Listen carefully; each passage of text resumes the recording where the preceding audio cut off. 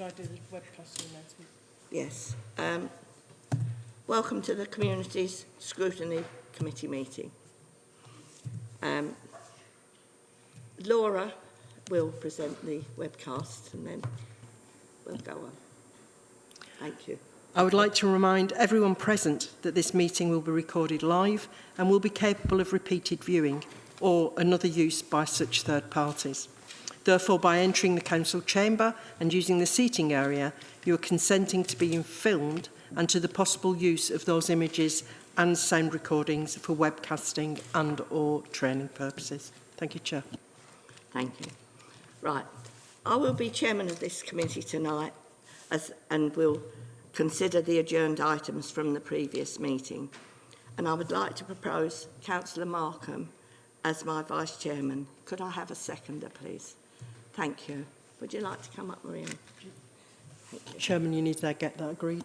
Oh, agreed? Is that agreed, everyone? So I'm not with it. Oh, so sorry. Well, I was going to have you, Steve. But I know you hate it. Right.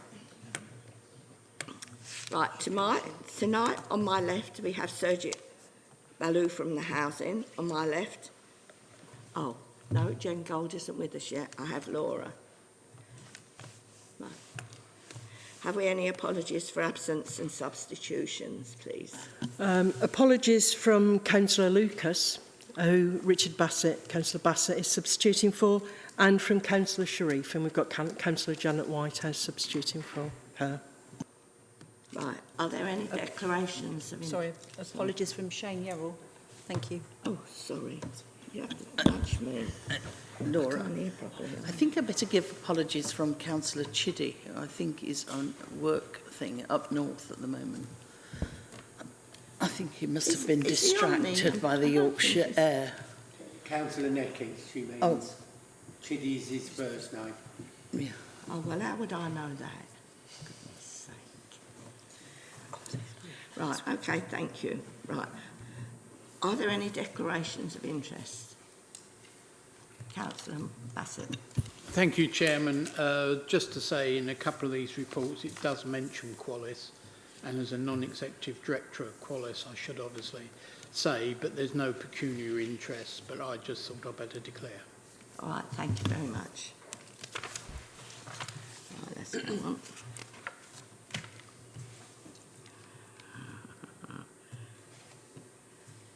Right, can you agree on the notes of the previous meeting, pages 3 to 4? Can you hear me right? Sorry, I'm a bit croaky. Right, oh, you weren't there, so you can't say nothing. Right, I've got to see what... Right, so you all agree those, thank you. Right, now I'd like to advise members that the item 10 on the agenda, the recycling collections, will not be discussed tonight, as this is an important item and a delay will allow officers to provide more detailed information. This item will go back onto the work programme, and I'm sorry you didn't get any advance warning for this, but is that okay? Okay. And are there any other comments on the work programme? Oh, that's what I like. Right.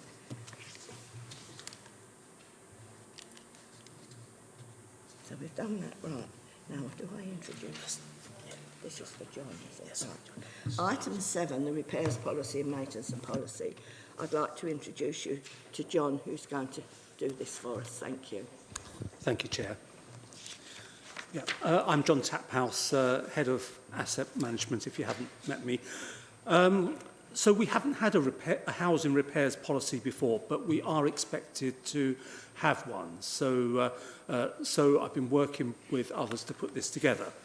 So this policy was developed in consultation with the Tenants and Leaseholders Panel and with Qualis. We ran 3 consultation sessions with the panel, with Qualis as well, each covering different aspects of the policy. So the version that you have went back to the panel on the 3rd of September, and it was formally approved by the panel with just one small amendment on fencing, which is included in the version that you have. Since then, I've had two other further suggested amendments. One was from Councillor Chris Whitbread, who suggested that on the front sheet, the chair of the board is changed to portfolio holder, so I'm happy to change that and put Councillor Bedford's name there. And Councillor Lucas suggested in clause 6.5, that's about publishing the plan programme, that it's amended to include publishing on the members' bulletin. And again, I'm happy to do that. I'd like to draw your attention particularly to Appendix 3, which is the void relet standard. I've taken the opportunity to increase the precision of this standard because it was a little bit vague before, and the focus now is more on the home itself and limiting the scale of works into the gardens, because we were spending a lot of money on gardens, so that's hopefully will control the cost, but will still give a home that is ready for letting. The outside will be perfectly safe as well. But the whole thing will give us better control over void repair costs. I think that's my introduction. Any comments? Is there any questions? Oh, Councillor Murray. Thank you, Chairman. One question and 2 points, please. When you say it's gone to the panel, you obviously are officers and qualies. Does that involve tenants as well? What's the makeup of the panel that's looked at this? Yeah, so we met with the whole panel, and then the panel nominated a sort of subgroup. There were about 5 people on the subgroup I'm looking at with, and they were a mixture of leaseholders and tenants. Yeah. Tenant involvement, that's Yeah. what I wanted to clarify. I thought there probably was, but I just wanted to draw that out explicitly. I've got two areas I want to investigate. One that's actually here and one that isn't actually here. And both of them consistently arise through casework. And I think that's always important as a councillor to use your knowledge and experience that generates from casework around documents like this. So I'm asking members to look at page 17, priority timescales. Very happy with emergency repairs, that is fine. The area that I have some difficulty is urgent repairs, and this is arising from cases where I've had families with babies or elderly people, and they can be told that they're not going to get any hot water repair within right up to 5 working days. Qualis, I'm not saying it's a deliberate policy of Qualis, but this allows, well, I shouldn't say Qualis, it's whoever's carrying out our repairs, but it happens to be Qualis at the moment. So this isn't a dig at Qualis, it's a dig at the timetable, well, not a dig, a genuine concern. It says within 5 working days, and I just think that that's very high, because to leave, you know, I would be fine without any hot water for 5 days, and I won't discuss my domestic arrangements, but I've been without hot water for weeks on end, for months sometimes, and it really doesn't worry me. But if you're an elderly person with medical needs, or you're a young family with a young baby, to phone up on the Friday, say, and you've got no hot water, my understanding of this policy is that I wouldn't then include Saturday and Sunday, and it could be the following, it could be up to the next Thursday that you haven't got any hot water. So that concerns me. I'm sure there are cases where people with hot water, without hot water, get done within, you know, 1 day, 2 days, because it does say within 5 working days. But I've had quite a number of cases where the initial response was, well, we are coming round, you know, on the 5th working day, so I do have some concerns here. And then, do you want to deal with that one first, and then I bring my second one up, which isn't here at all, which concerns me as well? Yeah, thanks, Councillor Murray. Yeah, well, first of all, the call centre that Qualis run, they do make those judgments about the vulnerabilities of the people who live in the household. But I'm very happy to amend that, the urgent one, or the emergency one rather, if I amend it to say to consider particular vulnerabilities such as young babies or elderly or individual needs. Is that okay? Yeah.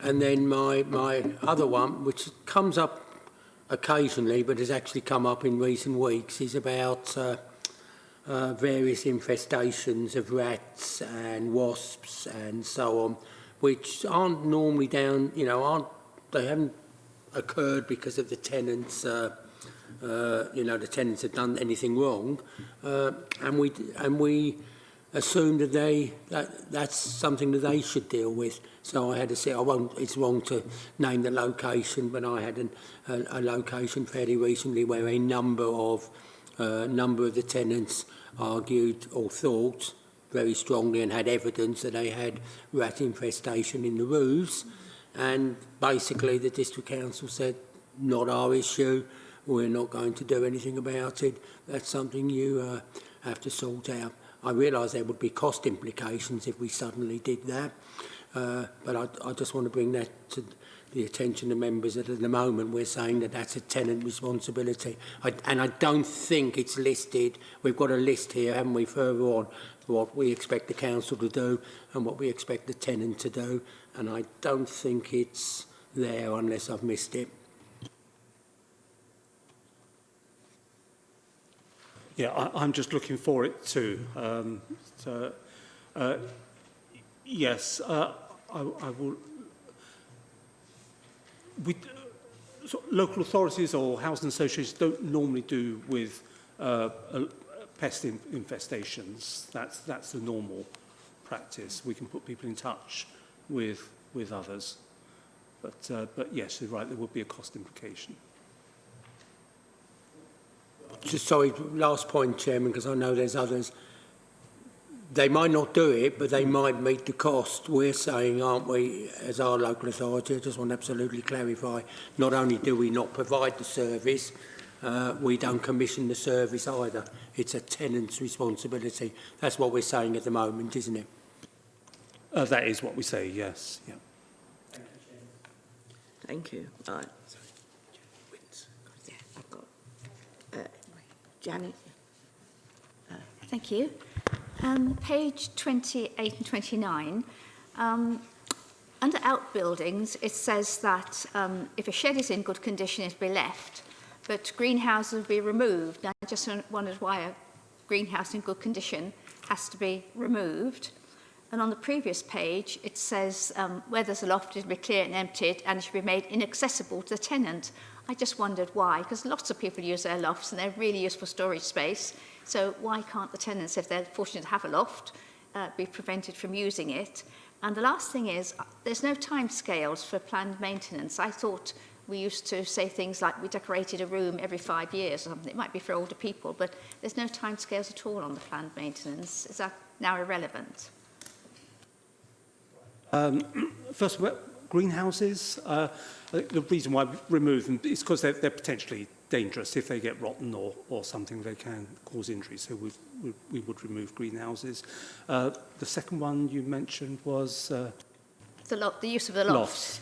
Again, we're doing a lot of work to improve the energy efficiency. So that means that nowadays the loft insulation can be quite deep, deeper than the rafters, which makes it really unsuitable for people to go up there and also to store stuff that will compress it.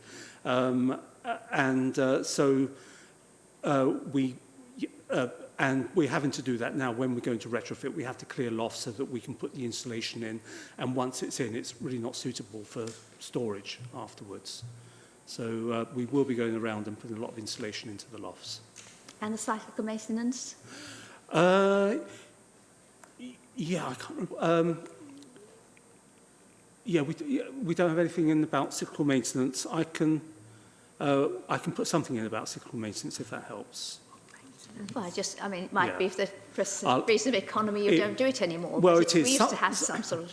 Yeah, sometimes we have a target we have a target period between cyclical decorations, but it can vary due to budget constraints and so on. We may put something back or bring it forward, and there may be other reasons. But but I can put an indicative timescale in there. Right, thank you. Richard, Councillor Bassett. Thank you, Chairman. Yeah, a couple of little things. Just following on from what Councillor Murray said. When we used to have infestations, we didn't do it, but we had an agreement with a pest company who would come out fairly quickly to respond. It was down to the tenant, but we gave them who to contact, how to contact, and I think we got preferable rates for the tenant by doing that. That was a long time ago. I must admit, do you remember that, Councillor Murray? I remember it. It was a long time ago. Yes, sorry, I've been here a long time. The other thing is, in reading all this, with a quick Qualis hat on, one of the issues we're suffering from at the moment is we have to do electrical testing, gas testing, and it's the gaining of access to properties. That is becoming a real problem because they phone us with the report saying they've got a problem, and then trying to get access is very, very difficult. People are at work, so they don't want it then, they want it at the weekend, or they want it here. But then they say, oh, you haven't been here yet. Well, if we can't get access, and I know in quite a few cases, we come back to EFDC, and I know they have to get an order to gain access to these properties to do safety checks. There was nothing about that in here. Yeah, we do. We have to check gas appliances annually, and we have to do now. It's changed very recently. We have to check electrical installations every 5 years. So that's statutory. We have to do it, and if we make attempts to get access, if we fail to get access after 3 attempts, normally, then we would start the process of start a legal process. I didn't know if it was worthwhile, as it's in the policy, we can say to the tenants, here is our policy. If we need to get access for safety grounds, reasonable endeavours are required. Yeah, okay, I'll review that section of the policy and Councillor Brooks-Rose. Sorry, the little red mic. Urgent in there. Again, this is based on casework. It's just that I had a family a couple of years ago with 4 children, quite young children, one of whom was quite severely disabled, and they were left without heating. And when I rang our call centre at the weekend, the people who handle our calls, they said to me, is there anyone over 70? I think it was 70. They said Epping Foresters' criteria are very strict, stricter than some of our councils about what constitutes being able to call someone out on a Saturday or Sunday or out of hours. And it just struck me that they were extremely tight, those criteria, because I think all of us have come across cases where people aren't playing the system, but someone's come out and appeared to fix the job. We're talking about central heating or gas boilers. And then, in fact, within 24 hours, this was the case with this family, it wasn't working. And it's that sort of situation, really, that I find we ought to be a bit more sympathetic to people, particularly when it's cold. yeah, thank you, Councillor Brooks. I suppose it's a similar point to the one made by Councillor Murray about considering the vulnerabilities of people. And sometimes we can't fix the heating permanently there and then, but our teams carry around temporary heaters just to make sure that people have some form of heating to help them through until we can fix it properly. Can I make one more point, Chair? It was about the state of gardens, really, and it was quite interesting to read the new terms about gardens, because I do see quite a lot of gardens of tenants that I'm in the process of doing some inspections with one of our housing officers, and some of them are in a terrible state, and I just sort of feel when someone takes on a tenancy, perhaps because someone's died, who might be, say, a hoarder, and there'd be a lot of issues, and we've got to clear up the place. How much clearing do we do? Because I'd hate to be someone moving in and inherit a garden that's as wild as some of the ones I've seen recently. Yes, and that's one of the decisions we've had to make. We have spent a lot on clearing gardens and landscaping, and it's really really affected our spend on voids. We went way over budget last year, and you know, and it's expensive this year. So I think if we're going to so we really had to look very carefully at the void standard, and we prioritise the home rather than the garden. So we make it safe on the paths, we make sure it's clear of debris, but we stop short of landscaping. And there may be other help that we can provide to help people with garden, but really they're going to have to manage the garden if they're going to live there anyway. So so it is a difficult area. Yeah, I have a question before yours, Wyn, at the minute. We have the estate managers that go down, they're inspected once a year. Now, if they go round and there is, like you say, the gardens, because I've seen some that have got wrecked cars in the front and everything else. Now, can the people, or are the people then spoken to and given time to clear it, or what actually happens about it? Because it's awful when you do live next door to somebody, and the way with rodents and everything else. I mean, I've seen them, other people must have seen them when you've gone to places. Being a councillor, you do go around and see people, and sometimes it's not really what you want to do because it's not very nice, but that's neither here nor there. So what do we actually do? Does the estate manager do something about it initially? Yes, the estates and tenancy officers do make visits. We'd like to do more, and we try and target those on the properties where we think there might be some issues. So, for example, we look at those ones that have asked us to turn off their gas, and we want to know why, want to make sure they're okay, or those who request a lot of repairs, and those who haven't requested a repair for years. You know, we want to have a look at those and see what's happening. So we're targeting. We would like to visit everyone every year, but we do what we can with the resources that are available. And when they do, they are prepared to have the difficult conversations about clearing the garden and putting right any damage in the property and so on. I just thought they walked around the whole estate. Their area, I thought once a year they went round the whole estate. They don't do that then, no? Oh, sorry, Sergey. So perhaps, yeah, John primarily deals with the property sort of side of things. So in terms of our housing teams, we've got our tenancy and estates teams. So yes, they do visit our estates. We do look at that on a risk basis. So those which are either we've got lots of reports around antisocial behaviour or nuisance, or some of our sites. So our officers are well versed with their their estates. They do walk around their estates on an annual basis, and some estates get a lot more visits. Over recent weeks, in fact, we've been doing some joint walkabouts with some councillors as well, and some of our officers have been walking around those estates, looking at developing estate-based plans and what needs to be done. So yes, they do go out to our estates. It would be great to be able to get out to our estates far more often, but again, we do take a risk-based approach towards that. Yeah, thank you, Sergey. Wyn, I haven't forgotten you. Right, there's several points actually that, now that other people have spoken to, I perhaps reply to. First of all, I was always under the impression with vermin infestation that if it was outside the property, it was dealt with by the tenant. If it was inside the property, it was dealt with by the council. Now, that was always the impression we were given as tenants. And whether that's right or wrong, I don't know, but that's what I'm saying. As regards voids and the work that's carried out perhaps in gardens, I've been lucky enough to visit a few voids lately in the last couple of months.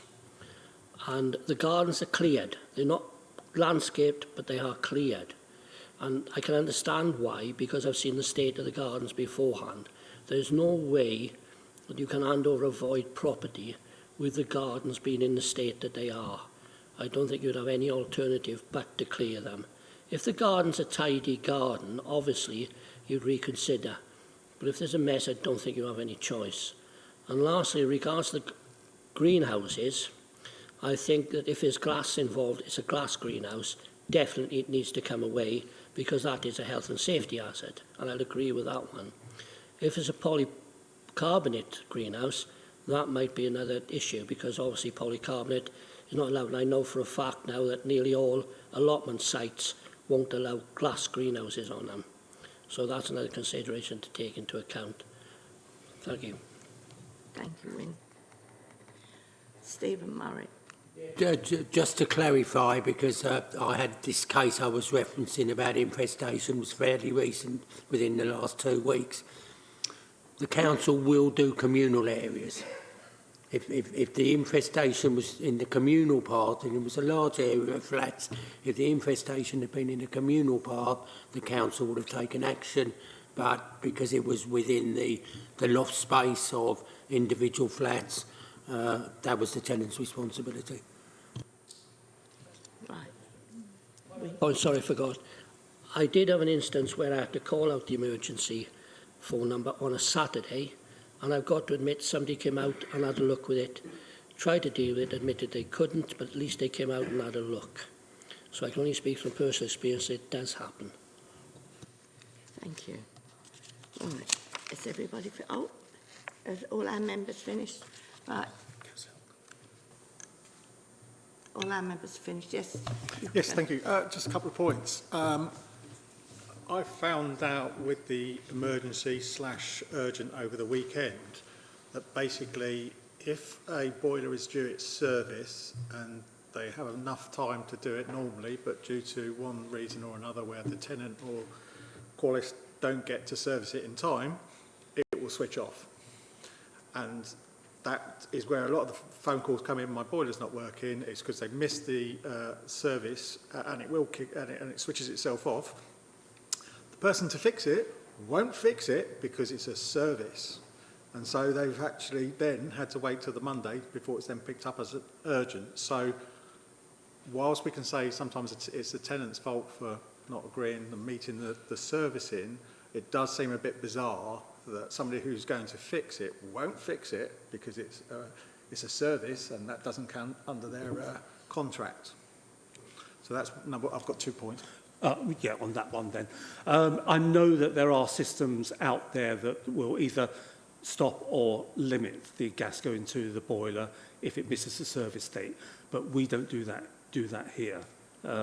So if you have the details, if I can check that it is one of our properties, because I'm sure we don't have that system in, but you're nodding, so it is, right?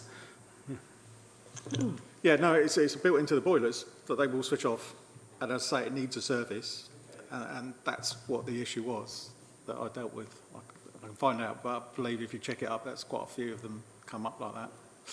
Okay, second point. I couldn't see anywhere about Lyundai trees, because at one point I thought we had a policy of no tenant was allowed Lyundai trees, or Leylandai, however you want to pronounce it. And there was an address I had that basically they inherited quite a big one. It got even bigger and bigger, and it got to the point where it was then causing distress to the neighbours. However, because it was healthy, nobody was prepared to take it down, and it's just getting bigger and bigger. So I was under the impression that we had a policy that actually they weren't allowed. And has that now been lost, or are we enforcing that in any way? Thank you. Well, you'll be pleased to hear you'll be having a tree policy come in here shortly, so that'll be one of the next policies to come, and that's probably the appropriate place for that one. Can I ask a question? Of course. Sorry, if I may ask a question. Just going back to lofts in council blocks, if it's a block of flats and it's a communal loft and there's an issue with rats, is that not the responsibility of the council then? Yeah, I think Wynne explained that quite well. Yeah, if it is something that's not to one particular dwelling, then that will be down to us. If it is a communal problem of pests, then we will deal with that. It's just if it's within one house that it's up to the tenant. Thank you. I thought that was quite interesting about that the boilers switch themselves off. Now, I never knew that, and I've got a new boiler a few months ago. I'll be quite upset if it switches itself off if I've missed it. But I didn't even know that happened. I didn't know. I'm going to have to check with my gas guy when I'm going to ring him up and check and it's not set in case I miss it. Learn new things all the time, don't we? Right, we've done that. Right. Item 8. Councillor Lake, can you just get the committee to confirm Oh. the public going to cabinet? Sorry. Do you all agree for this to, or to go to Cabinet? I'll make those changes. With the changes, of course. Right. Are we going to see the changes before it goes to Cabinet? Do they? The changes, the officer has said the changes will be made. The papers will then be published in the agenda for the Cabinet, so you can check those. I don't know when the policy will be reviewed, so I'm looking at John because I'm sure he'll circulate that to members of the committee. I've got a very short turnaround time now to get this into Cabinet. So if you could accept that, I will make the changes that I've agreed. Sorry. I mean, Cabinet. It is usual practice, Mr Marshall, that the comments made by Scrutiny are reported back to Cabinet, and that's why we have members of the Cabinet here. So they will be noted, they will be minuted, and the officer has said that they will incorporate them into the policy, and I'm sure that Cabinet will report that back and they will be agreed. If there are any issues with that, it can then come back to the committee, because this committee, or Overview and Scrutiny, does have the power to call in any decision. So if people have very strong opinion and that isn't incorporated into the Cabinet report, there is a fail-stop mechanism. Councillor Murray. Yeah, I'm sure it may be on the agenda, but I've missed it. Can I just be told what Cabinet meeting this item's going to, what month? 11th of November. Okay, so everyone's happy and we've agreed that it's going on to Cabinet. Right, item 8, the development pipeline. I believe that's Sergio. Thank you. Thank you, Chair. So what we've got in front of us, and I'll just walk us through very briefly on the actual report itself. So it's just to try and give Scrutiny sort of an overview as to where we are with our development pipeline and our development sort of and house building programme that we've got directly with the council at the moment. There's been a lot of talk, certainly from the government, around increasing the housing supply across the country, and we're yet to see how those numbers will play through for Epping Forest. So this, you know, is yet unknown, although we are expected to sort of increase the amount of housing that we do have. So what I'd like to sort of just sort of talk through initially is that we have got a number of sites. So we've got over 100, well, in fact, we've got 150 sort of units, as I'll call them, or bed spaces, that we are sort of currently working on in our pipeline. It's a mixture of 1, 2 and 3 bed homes and flats. And you know, if I give you a rough breakdown, we've got 75 one-beds, 61 two-beds and 14 three-bedroom properties that are listed in Table 1. There is a small update given the passage of time since this was first due to be presented in September. So our property that was listed at Woolard Street has actually since been handed over. So as of the 11th of September, Woolard Street was actually handed over. So those 8 properties are now being actively let. And there is a revised date for Pentlow Way, which is the very first line, which is actually expected now mid to sort of late November. What you will see from Table 1 is that there are properties spread all over the district, and there's a range in sort of sizes that we have got for those sites. One of our largest sites at Round Hills is currently underway and in construction, and that's been delivered by our partnership through Qualis, and that'll be 28 homes, and they are expected, in fact, in around about 12 months' time in October of next year. We've got another site in Loughton at Chequers B, which is expected in just over 2.5 years' time. And then the other sites are actually either in planning stages or they're in design stages, and they're currently being worked on. There are other sort of sites that are happening within the district as well. So we don't work in isolation only. So we have sites that we are directly working on, but then there are other housing associations and other providers that are building within the district and the surrounding areas. And we do everything we can to try and influence those developments. We talk to our partners in different housing associations on their planning applications. We try and influence either the makeup or the size of properties, depending on the number of people on our waiting list, for example. So we do that, and we do sort of work jointly with them to look at sort of developments as well. There's approximately 370 units that we're currently aware of across the districts, of which over 200 are believed to be affordable rent. We don't have final say on those, so we can't, direct or dictate to those providers how those properties should be built out. But we, like I said, we do sort of work closely with them to sort of influence that arrangement. There are other ways that we look at our properties and try and increase the amount of properties that we do have. So there is a fund called the LAF, or the Local Authority Housing Fund. So this is a resettlement programme that was started by the government in 2001. And what we have done is we've leveraged opportunities through that funding. When we've had some of our voids, and we talked about voids in some detail earlier on, sometimes some of our properties are in a relatively poor state or are very costly to bring back into occupation. So what we were successful in doing is accessing that fund to sort of spend some quite large amounts of money and sort of investment through a capital fund through the government to bring those properties up to standard so that we can actually allocate those through the resettlement scheme. So we've had 3 homes that have already been let in that way and 3 more currently underway. So again, I think that's a real positive story. And of those, one was actually a 4-bedroom house. But sometimes it does make it very sort of challenging for us to spend such large sums of money on one property in particular. That is probably the essence of the report that I have got. There are sort of cross-referencing that we do with regards to our development sites and what we have in our Qualis pipeline, what we have within the local plan, because we're really mindful of the commitments that we've made within the local plan. So I haven't looked to capture everything within the local plan within this report. This is primarily around Epping sort of forest sort of targeted sort of properties.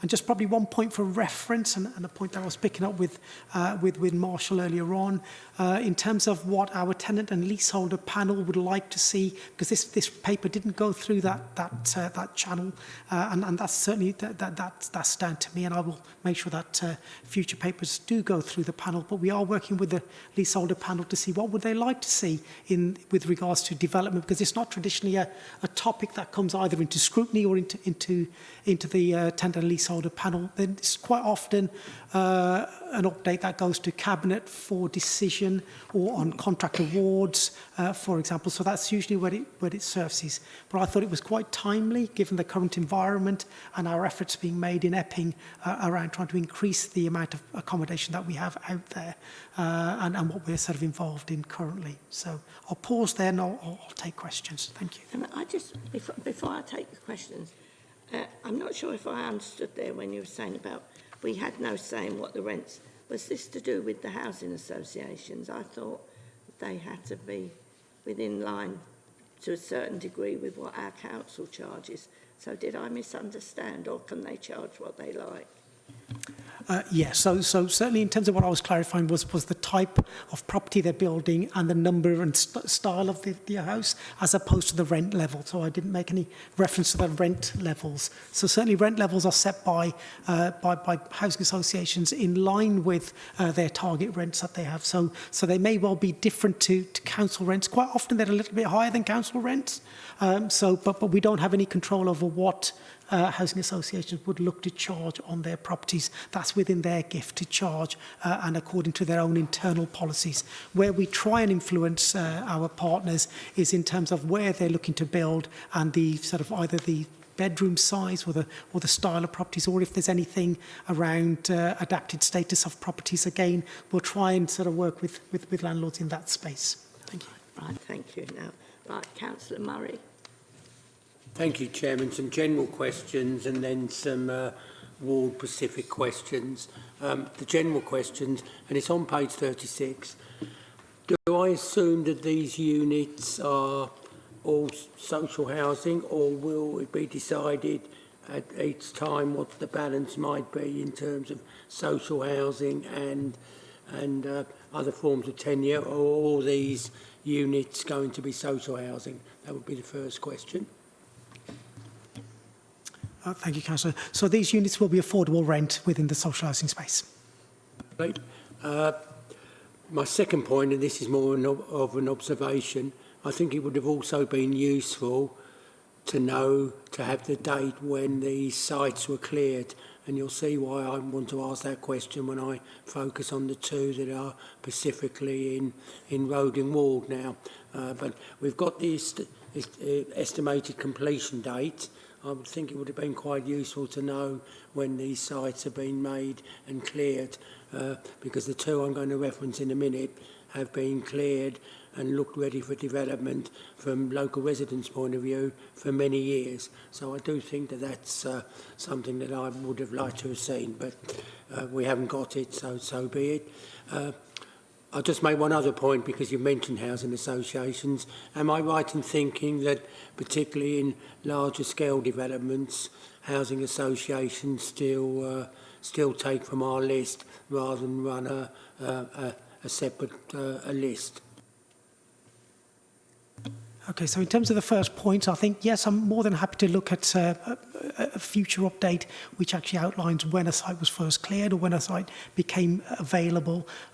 What I would say is in the development space, it can be a long run-up, certainly working through the various stages, but I'm more than happy to have a breakdown on the table that we've got here when a site was first sort of incepted and the various stages that it would normally go through and where it's been. More than happy to do that. On your second question, sorry, if you just repeat that, I missed the last bit of the actual question. It's about housing associations, and when they build, they're still essentially part of our bidding process. They don't tend to run separate allocation lists from, in other words, residents from Epping Forest are likely to get those properties if they're within Epping Forest, particularly if it was on council land. Thank you, and apologies for asking twice. So yes, so we would normally have nomination rights within those properties. I know that a number of landlords are looking to try and renegotiate nomination rights across the country, so that there is some challenge in that space, but we do make every effort to make sure that we maximise the nomination spaces that we have within those developments, and also we work with our landlords on our choice-based letting system, so the properties are more often than not allocated and sort of bid for with real transparency through our sort of bidding system as well. Thank you. My final question, Chairman, is Ward Pacific. The two sites I'm going to mention up till the end of April were in the old Alderton Ward, and since May the 2nd are now in the Loughton Roding Ward. Checkers Bay, that site has been ready. Well, when I say ready for development, I don't necessarily mean all the ground works have been done, but what I mean is the site has been sealed off and garages demolished, because it was a former garage site, for years. So I'm very disappointed to see that it's likely to be another 2.5 years before we complete there, because that has been a really long time. And then Ladyfields, which again is another site within the Roding Ward. That again was a former garage site just off Chigwell Lane by the railway bridge there. And again, that's been, you know, we don't even have a date for that one. And again, that's been sealed off and garages knocked down for, well, I hazard to guess, 5-6 years, I would think. And Checkers Bay, I wouldn't have thought it's going to be far wrong. That's an awful long time, Chairman. Thank you, Councillor. So certainly in terms of Checkers Bay, we're now at the tender stage, so we are moving that forward. And just making reference to your earlier point around timescales, and again, I'm happy to sort of give a timescale around that. So, when do we actually go to planning, for example, and how long has it been in planning? Because I don't want to be unfair to our planning colleagues either, because it may well be that we've only recently gone to planning, but I don't have the date in front of me. So what I'm happy to do is give a headline breakdown around the stages or the timescales that we've had, and I think that would be helpful. Certainly, it's our intention to get developments developed as soon as we can. We do have limited funds, so our developments do have to be funded. So that within the HRA business plan, we are looking at leveraging all the opportunities we have, and we can do. So more recently, there's been a change in the government's approach around the use of 1-for-1 receipts for that's the right to buys. So again, we have done everything we can to maximise the opportunities. So therefore, as a council, we don't run the risk of having to repay any monies back to the government. So we have now reallocated our funding in a way that will accelerate some of our sites as well. But I'm more than happy to sort of put a breakdown, Councillor. Thank you, Chair. Councillor Whitehouse. Thank you, Chair. Just before I ask my question, I regret I need to leave after this for a town council meeting. The question is about the Local Authority Housing Fund. Why were houses in such bad repair that they had this funding? Sorry, did you say why can we use that for repairs, did you say? No, why was the condition of those houses so poor? Okay, so do you want to pop your mic off? Okay, so I don't have the specific details on the properties, but some of it was down to landscaping. So it's a point that's been made earlier on in terms of clearance of gardens. So that was certainly one of the items. And some of our properties has just been void for a considerable amount of time. So it might have had structural problems on the property as well. But I can certainly get some details around that. But it has been some quite large scale funding. So yeah, and we've done some modifications on some of our properties as well with regards to trying to increase this. In fact, I think one of our properties, we've tried to increase the bedroom size as well. Yes, it would be helpful to have some more information because as residents are asking about the delay. Yeah, I'm happy to give some more information. I can share that as a briefing note along with the notes. Councillor Dadd. Thank you, Madam Chairman. I'd like to ask the officer two questions, which I did touch on at the last meeting when we adjourned. The first one relates to the number of bedrooms specifically for the number of persons that can be accommodated specifically in the 2-bedroomed flats, because I know that the housing officer says that they prefer the 2-bedroomed accommodation to have 4-person space, and that's recently come up at some of the allocated sites in Ongar for the affordable housing. And it would seem to me that that applies to the St Peter's Avenue one and also to the Pars Lane in Nazing. And I would have thought that that is not an economically viable situation in the long term for Epping Forest, because as soon as they have 2 children, they have to be found other accommodation.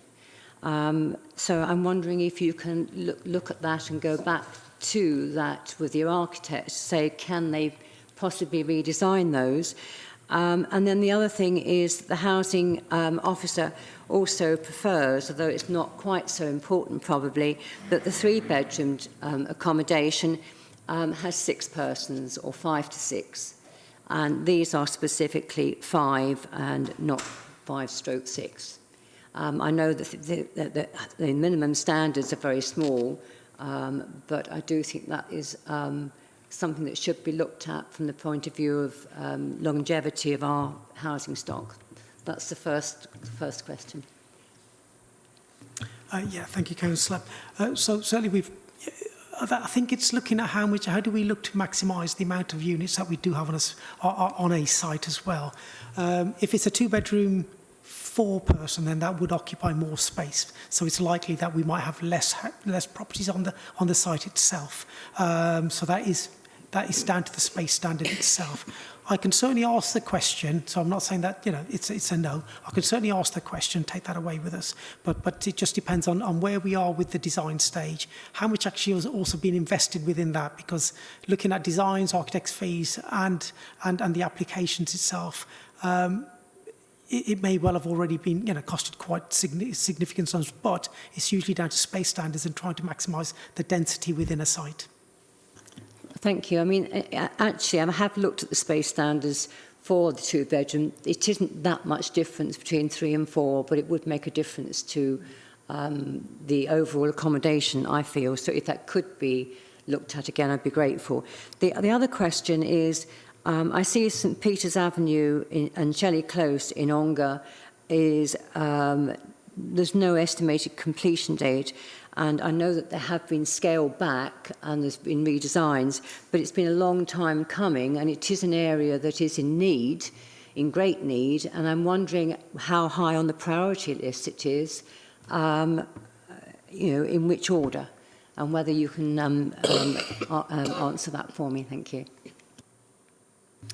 Thank you, Councillor. And yes, I mean, there's two parts probably to Shelley. So Shelley's been a long time in the making. Initially, it was 4 sort of blocks within the site, and then that was scaled back to the site, to one site on the very front end, which has got the shops down below and the flats above. So certainly that has been a long time, and I accept that, and that's been taking some time. That is close to the consultation stage now. We were hoping to have been in planning by now. In fact, my initial sort of ambition was to have been in planning by April of this year, but unfortunately that hasn't taken place because we've had to redesign part of that scheme when we scaled that back to 1 block.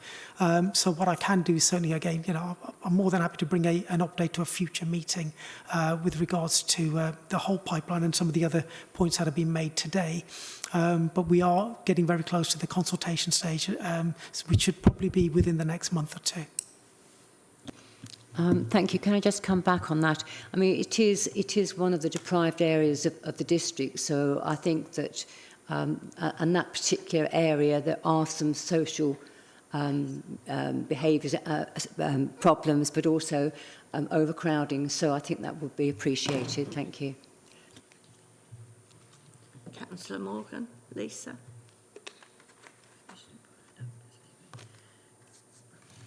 Oh, right, okay. Rose, Councillor Brooks. She don't want to talk. Sorry. Thank you very much for that report. Just whilst I'm very, very grateful that we are building, one thing that just concerns me is everything is affordable. Having dealt with people that were really struggling to pay the 80% of market rent, particularly single people in a 1-bedroom flat, where we bought back a property when we had some right to buy receipts a few years ago under Deborah Fenton. But the rents were set so much higher than people who had been lucky enough to get a tenancy on a social tenancy before this particular tenant. But I wonder if you could tell us, what's the national picture? Is this what most people, you are in touch much more than me with what's happening with every local authority, and we all know the targets we're going to have soon. But is everyone going down this affordable route, please? Just answer that, because being part of Arch and the Arch Tenants Group, I do speak to tenants from all over the country, and I speak to housing officers as part of the Arch exec. And it is very, very few, probably on one hand, that now offer social rents. The majority will only do affordable rents on any new properties built. Thank you. So I think Wayne has probably answered part of that question. So whilst I can't speak on behalf of other local authorities, certainly from my experience, the trend has certainly been towards affordable rent. The challenges around build costs are incredibly tough at the moment. So it is very difficult to try and stack a property up and look at a 45-year sort of timescale for a property. And what we do look at is a series of complex equations around net present value and making sure that there is a return on that property for the council over a period of time. And if you look at social rents, it just doesn't return that cost. So what it does do is it makes the property unfeasible to initially set up. So the trend certainly is towards affordable rents, for sure. One more question, if it's possible, please, Chair.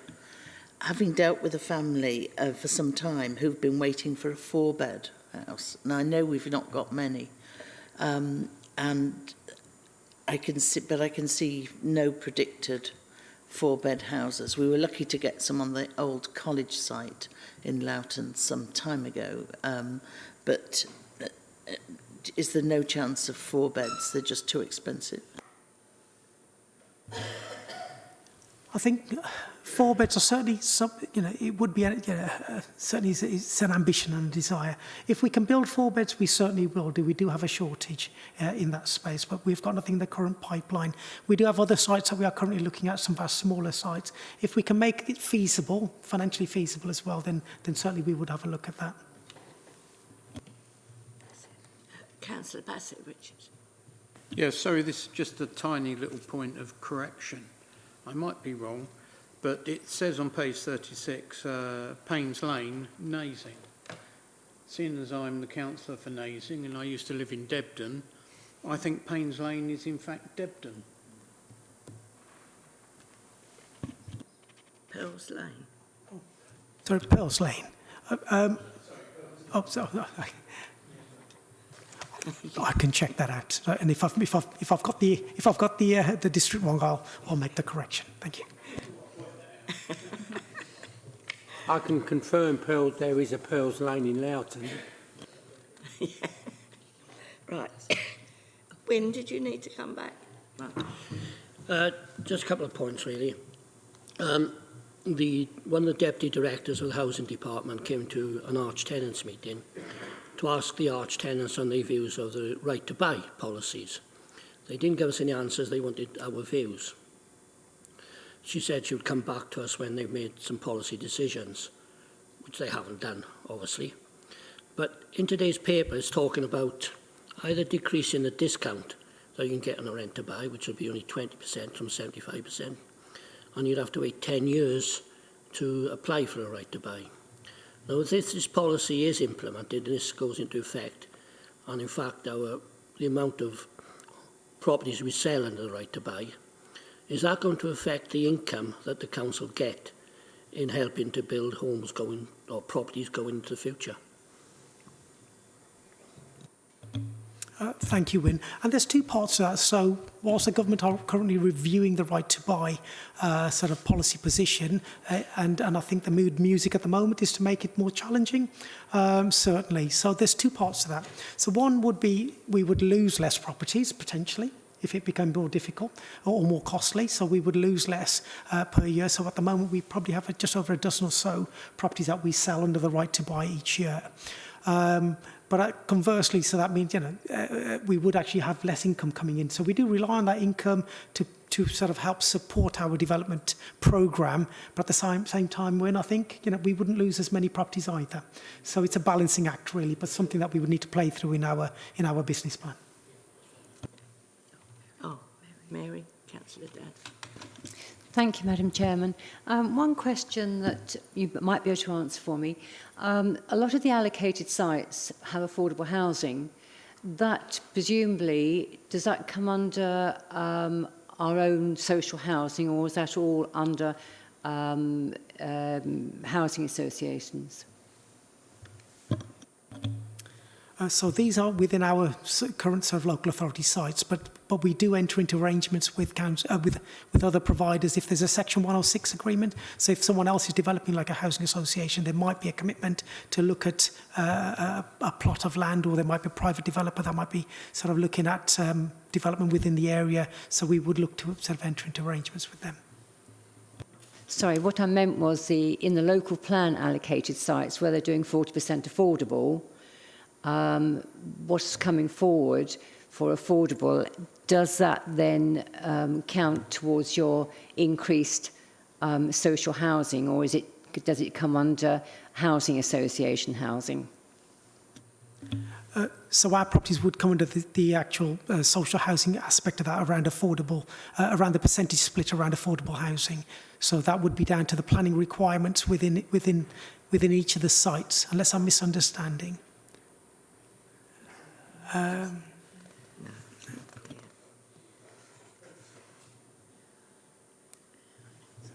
No, I think you've misunderstood me, but I mean, I understand on the planning terms, you know, each site has, they try to get 40% affordable. It was what happens to those once they're built and passed over, whether they become housing association property or EFDC property was my question.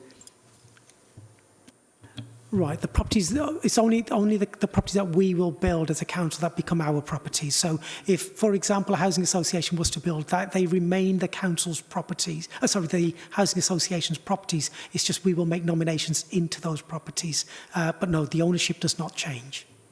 Thank you. Right, thank you for that, Sergio. I'm afraid you're the next item as well. Number 90. Thank you.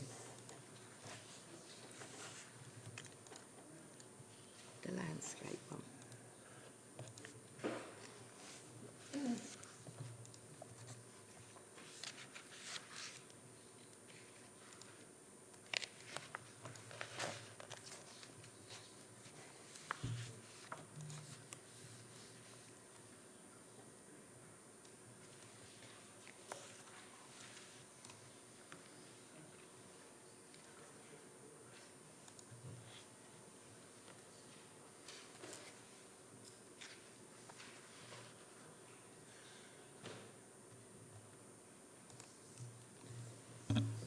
So if you just bear with me.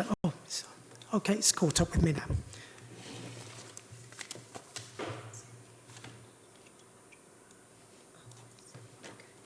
Okay, so this is a short presentation I'd like to sort of give to members, really.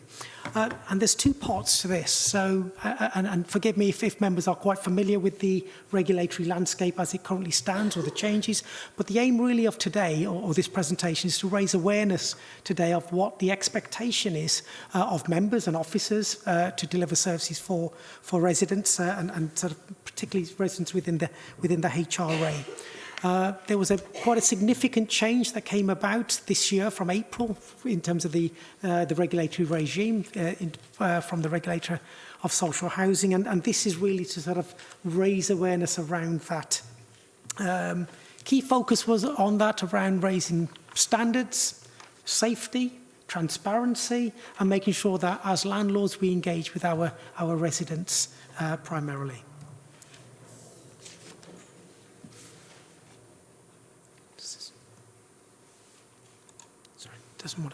This doesn't seem to want to shift. Oh, here we go. Okay, so some quite harrowing photographs there. Why? You know, I mean, it's the first thing. What's the driver here? So over recent years, there's been some real tragic events.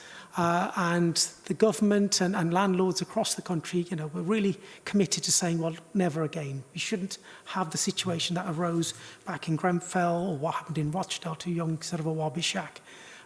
You know, this shouldn't happen. What can we do to actually change that? And that's where this whole regulatory regime has sort of come about from, really.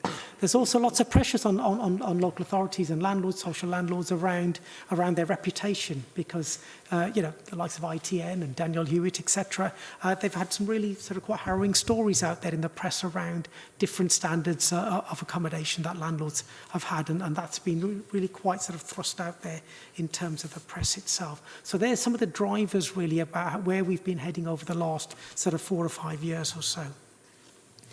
So there's been quite a lot of changes already. So the regulator of social housing, so I'll just refer to them as a regulator if that's okay.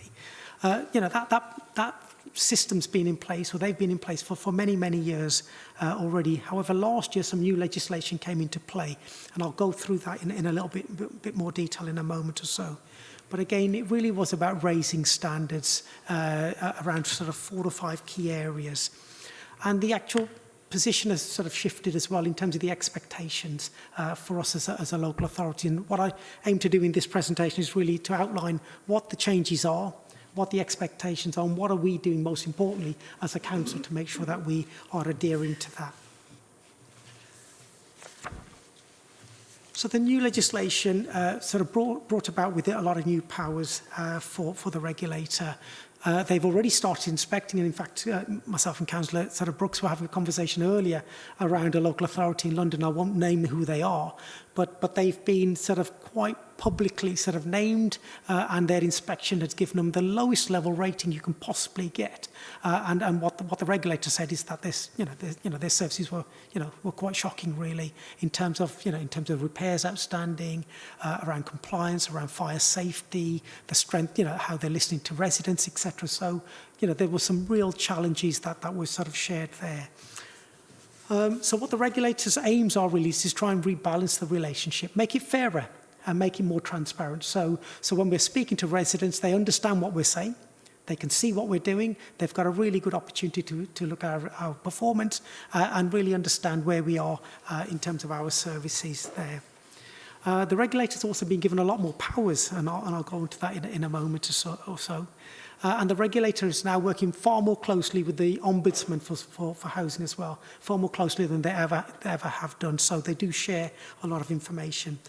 And if I give my personal view on that, I think this approach is long overdue. I think this is the right thing to do. It's about raising standards. It's about making our homes warmer, safer, and more comfortable. And all the things that we just talked about in terms of our repairs policy, for example, our development pipeline. This is really about driving standards up and making sure that we are a landlord that can really sort of shout about the services that we deliver. So it's been real overall in the sector. So in terms of the regulator, so if I talk about the sort of inspections first and then I come on to the powers in a moment. So the regulator is now starting to inspect sort of social landlords across the country. And this includes councils. So councils were in a different space up until April of this year. And we were almost self-regulating, and we had lots of our own standards that we'd normally sort of demonstrate. However, we are now within that regulatory scope of the regulator. So they're definitely out there. They will aim to visit landlords and inspect sort of councils and other sort of providers at least every 4 years. And depending on their findings, they might actually look at coming back to landlords on a more regular basis. They've created a new rating system, C1 to C4, C1 being the best, C4 being the worst that they will have. And there's a real big driver around consumer standards, and I'll talk about those in a moment. The powers came into place in April of this year, so that they're already in force.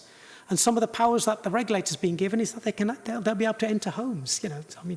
And not like with a warrant, but certainly they've been given the ability to enter homes, so they can knock on doors and start speaking to our residents and saying, well, this is what we've heard, or this is what you've said. Can you tell us more?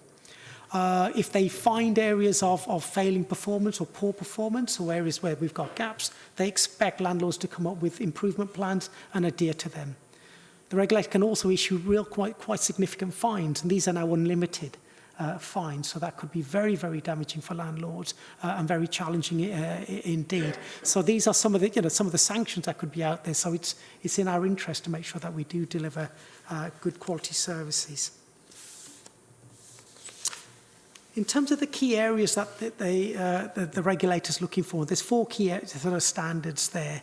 It's about quality, safety, transparency, tenancy standard at the bottom in terms of how we allocate our homes, and then there's the broader sort of piece there in terms of that third sort of standard around neighbourhoods and communities. So there's an expectation for landlords to work more broadly within the neighbourhoods that they operate in, not just with behind the front door of the properties that they have. So if there are local play areas, sort of communal spaces, there is an expectation from the regulator for us to work with other providers, other landlords in those areas more collaboratively to make sure that we've got communities which are thriving, not just the homes that we sort of provide.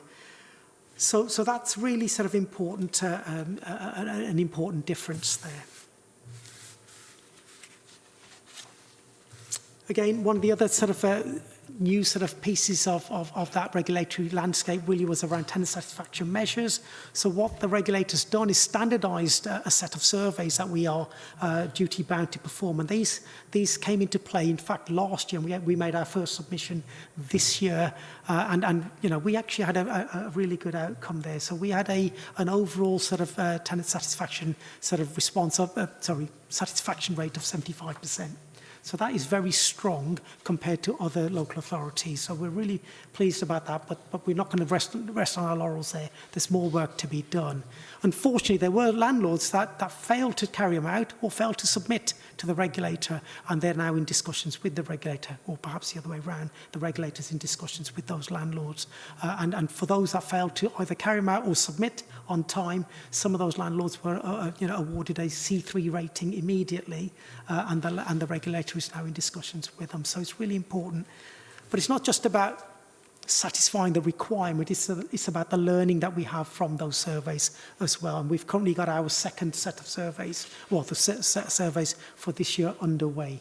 So we've chosen to do those in two parts. And in the summer of this year, I did do small member briefings. So hopefully some of you will recall those that I've done just to raise awareness around our position around the TSMs. Some of the other sort of requirements and triggers I've called them really is so the Housing Ombudsman that I mentioned earlier, they introduced a new code, a complaints handling code that came into play this year in April, and they asked us and all sort of providers to demonstrate how we meet that code. So we did demonstrate that, and we've revised our policies and our processes accordingly. And what the Ombudsman has really looked to do is standardise across the sector, you know, stage 1 complaints, stage 2 complaints.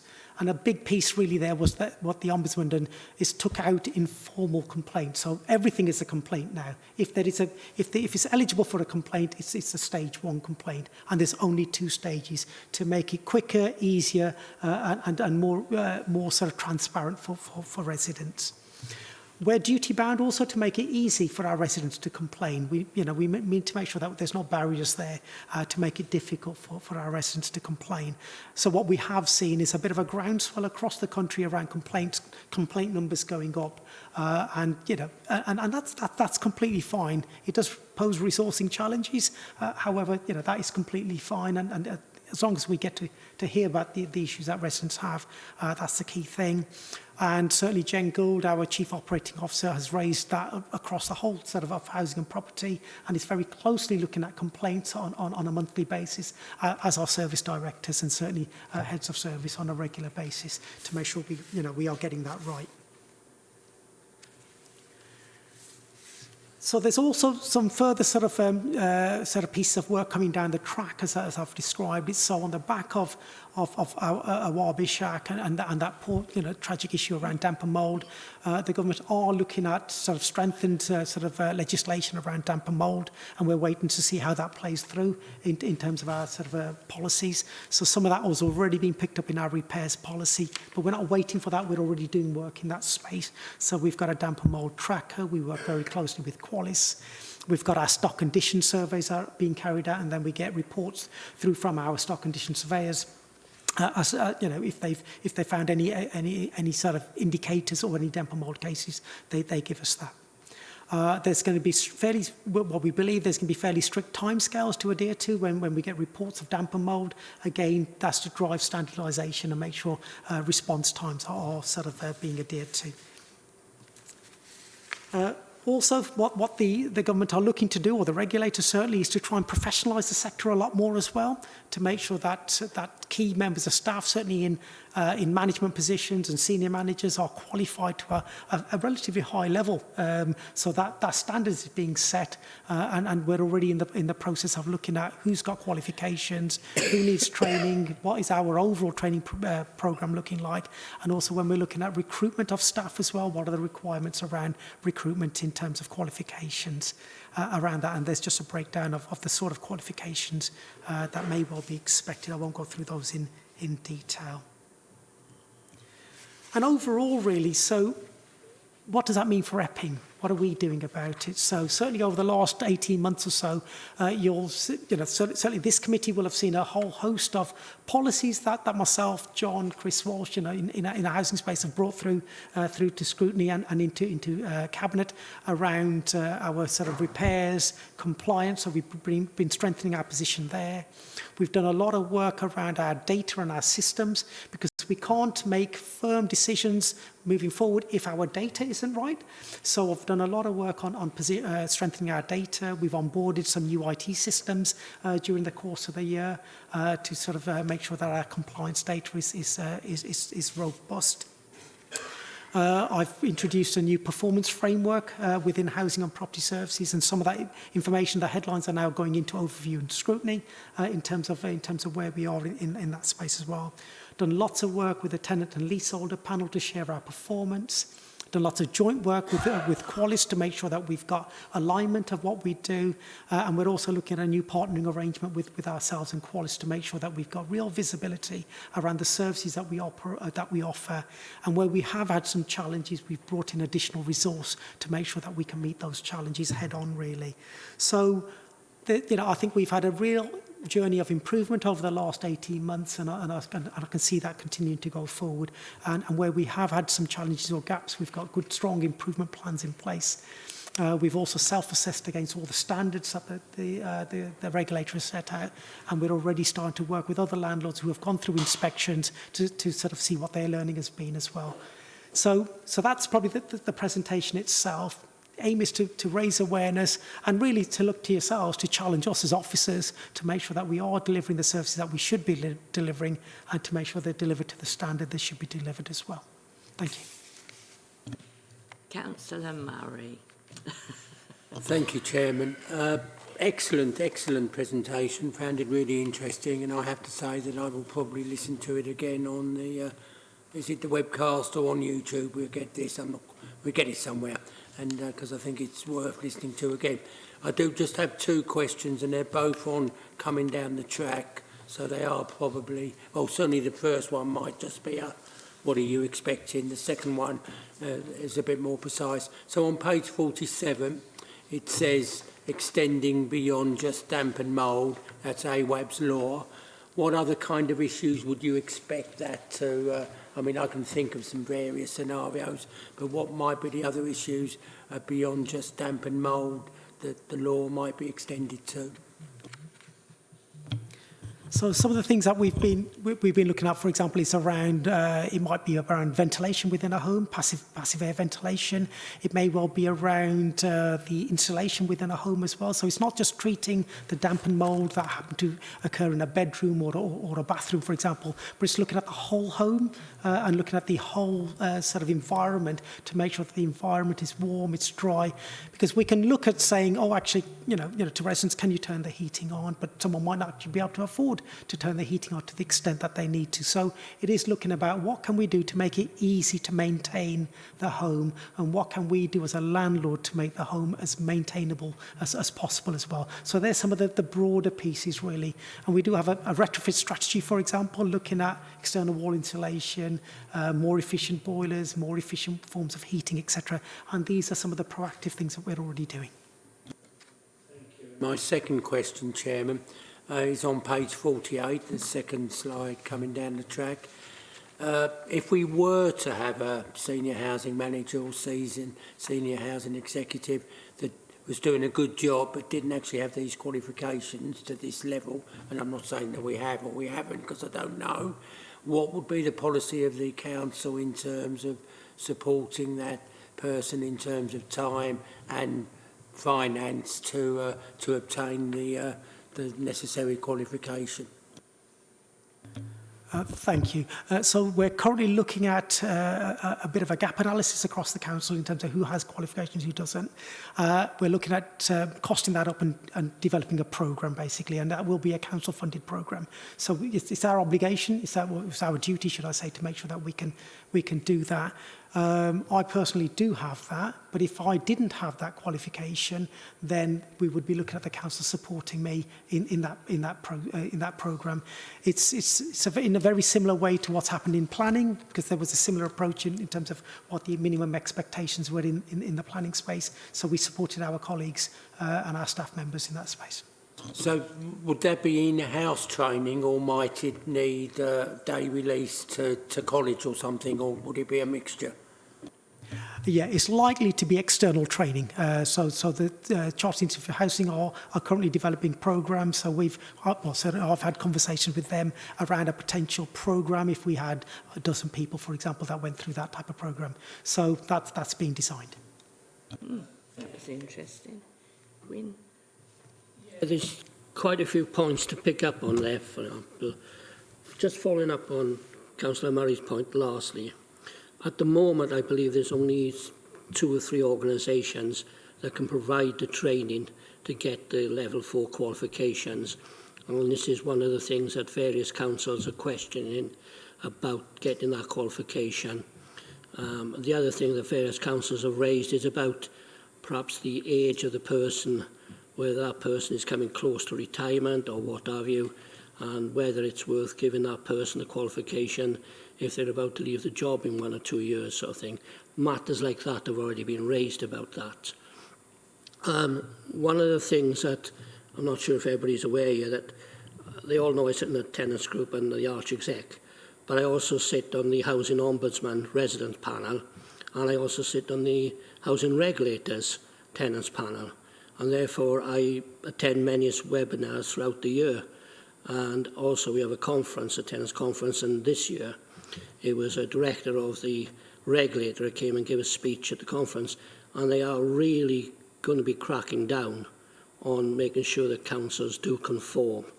You know, they're not there just to sort of be willy-nilly, they are going to be very, very strict.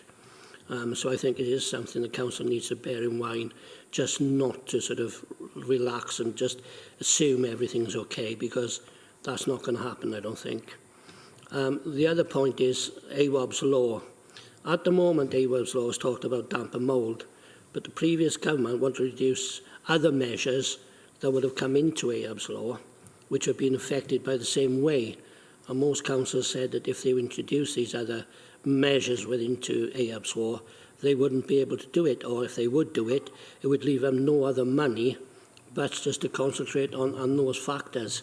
So I think that's why AWAB law has been delayed, because there's still discussions about exactly what it's going to cover, not just damp and mould.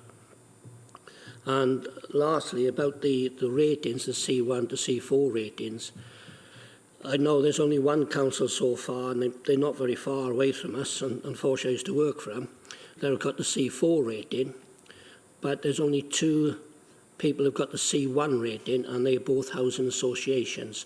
So far, to my knowledge, no social housing council has got a C1 rating.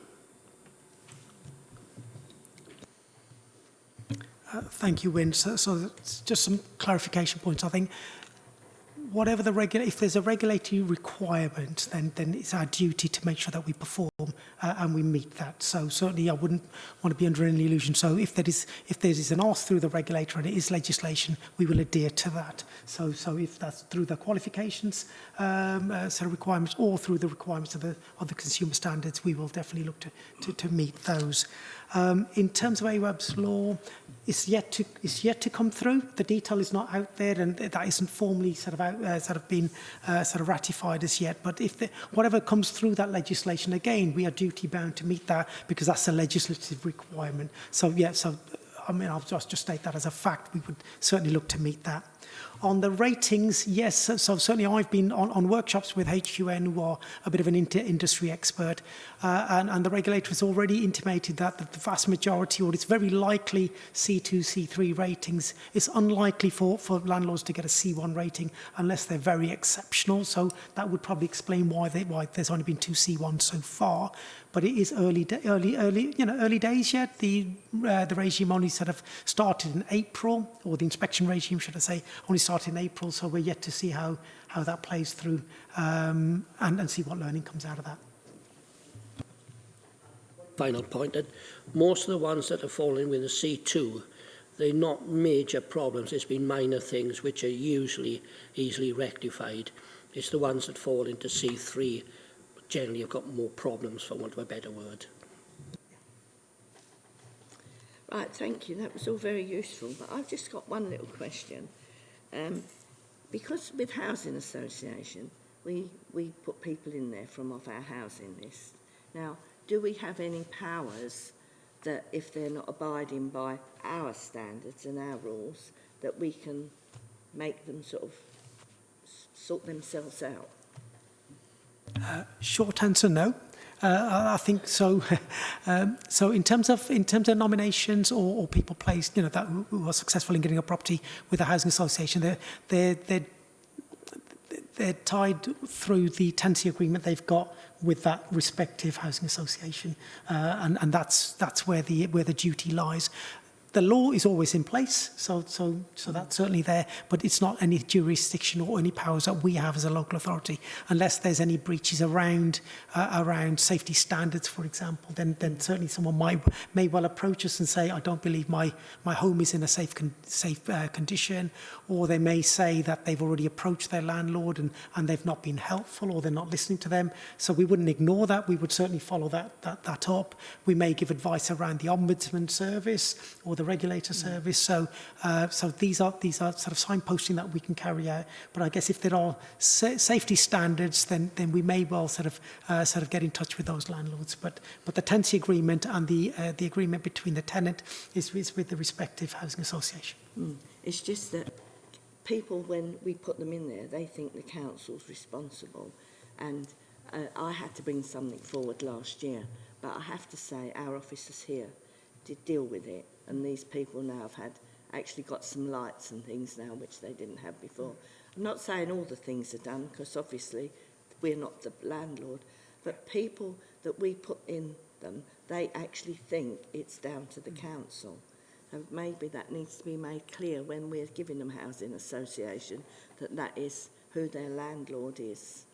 Because I've had a few people that have moaned about it, and really it's association. Oh, Councillor Murray. As this is the last item, Chairman, I just wanted to thank you for your chairmanship tonight. Been very good. And now I've been nice, I want to ask a favour. I don't think you'll disagree with it. We should have done it on item 2, actually. I didn't realise that the chairman had actually had a baby. Councillor Brooks has just told me. I think it would be amiss if we didn't minute our congratulations to mother and daughter. Yes, we will, and I have personally as well, and it's a beautiful baby. And I see Wynn's got his hand up the last time.